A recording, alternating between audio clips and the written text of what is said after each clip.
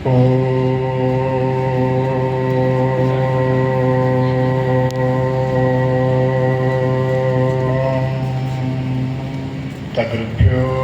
നമഃ.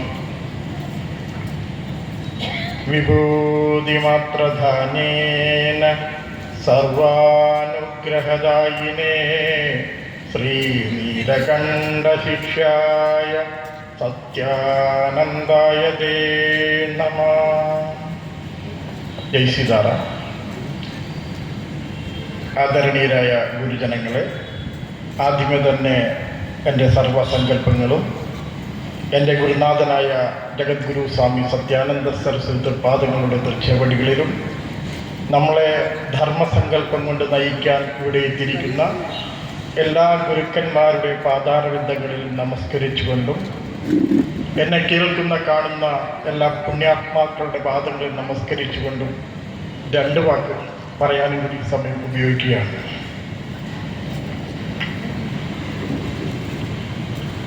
ഒന്ന് 33 മുക്കോടി ദൈവങ്ങളെ ആരാധിക്കുന്ന നമുക്ക്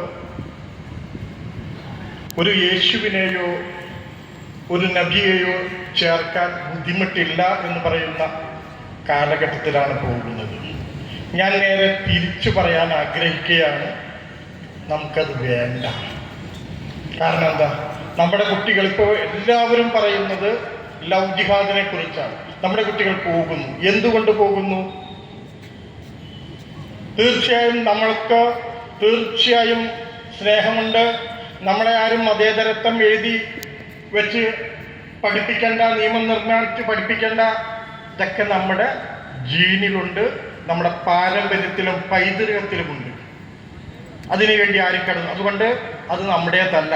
അപ്പുറത്തെ ഔസേപ്പച്ചൻ നമ്മുടെ അപ്പനല്ല, അപ്പുറത്തെ മൊയിലാര് നമ്മുടെ വാപ്പയുമല്ല.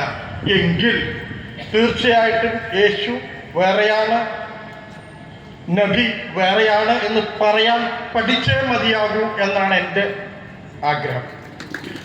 2, ഇവിടെ ഇരിക്കുന്ന സ്വാമിമാർക്കൊക്കെ ചെറിയ ധാരണ ഉണ്ടാവും, നമ്മൾ സമാധിയായ എവിടെ ഇരിക്കണമെന്നൊക്കെ. ഇല്ലാത്തവരുണ്ടെങ്കിൽ ഉണ്ടാക്കണം. രണ്ടാമത്തെ കാര്യം, നിങ്ങൾ ഓരോരുത്തരും, നിങ്ങൾ ജനിക്കാൻ ആരോടും ലൈസൻസ് എടുത്തിട്ടില്ല.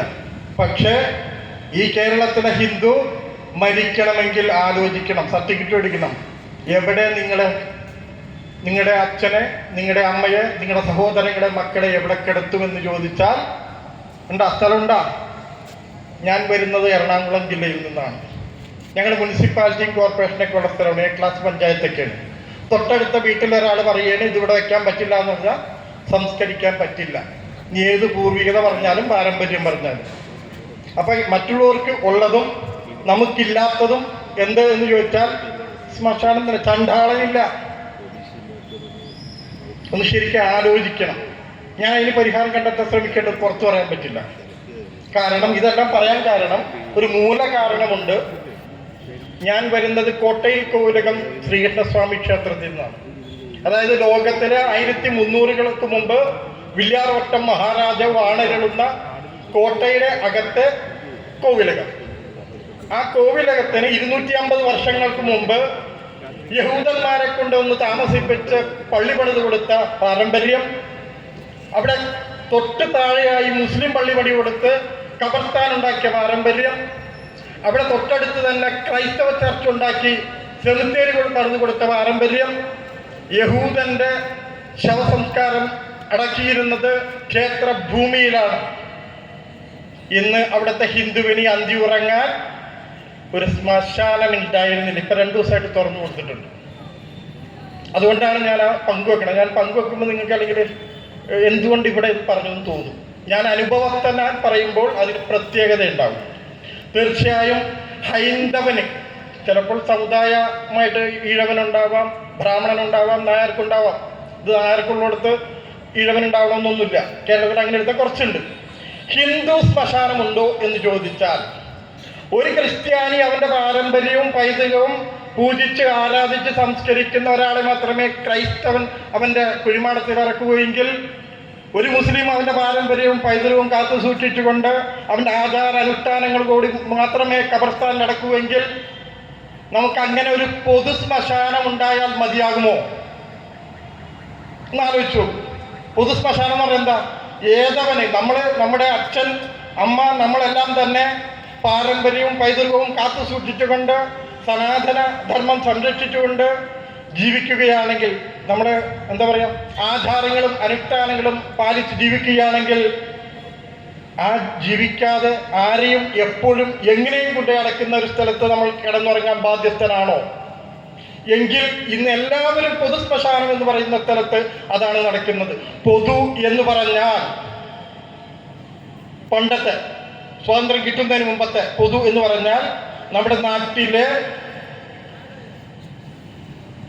വീടുകളിൽ സ്ഥലമില്ലാതിരിക്കുന്ന പാവപ്പെട്ടവർക്കും മറ്റെല്ലാവർക്കും, ഹിന്ദു ജാതിയിൽ എല്ലാവർക്കും തന്നെ സംസ്കരിക്കാൻ ഉണ്ടായിരുന്ന ആ സ്ഥലത്തെ ഇന്ന് പൊതു എന്ന് പറഞ്ഞുകൊണ്ട് ഹിന്ദുവിനെ മാറ്റിയിരിക്കുന്നെങ്കിൽ തിരിച്ച് ഹിന്ദു പൊതു ശ്മശാനമാക്കിയെടുക്കാനുള്ള തയ്യാറെടുപ്പുണ്ടാകണം എന്ന് മാത്രം പറഞ്ഞുകൊണ്ട് ഞാൻ എൻ്റെ കർത്തവ്യത്തോട്ട് കിടക്കുകയാണ്.